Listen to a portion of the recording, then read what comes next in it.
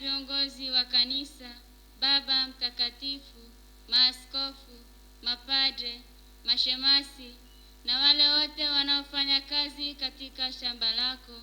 Wajalie neema na baraka zako ili waweze kutuongoza katika imani ya kweli, Bwana. Kumshukuru Mungu kwa zawadi ya mkuu wa shirika Mama Mayola Masawe anapokumbuka sikukuu ya somo wake mtakatifu, tukimwombea kwa Mungu afya njema ya roho na mwili, Bwana.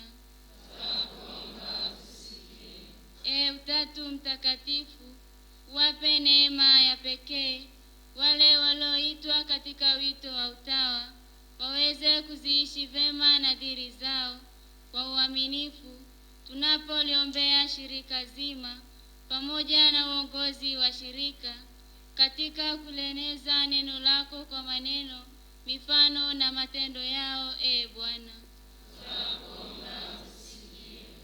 Tunaziombea familia zote ulimwenguni zinazokumbana na majanga mbalimbali, uwape amani na utulivu ili waweze kuwalea watoto wao katika malezi bora, Bwana. Ulisema kwamba hukutumwa ili kutoa hukumu, bali kutupa uzima wa milele.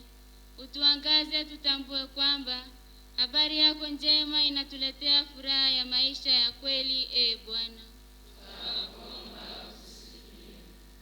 Bwana Yesu, ulituambia kwamba ilikuwa upendo wa Mungu Baba kuanzisha mpango wa ukombozi. Utayarishe mioyo yetu tukupokee kwa furaha ya kujaliwa kufika kwako, Bwana. Utatu Mtakatifu, tunaombea wagonjwa wote ulimwenguni, hasa tunapoombea masista wetu wazee. Wape neema ya kupokea magonjwa na hali yao ya uzee, watakase na uwaponye ili waweze kukutumainia wewe daima, Bwana.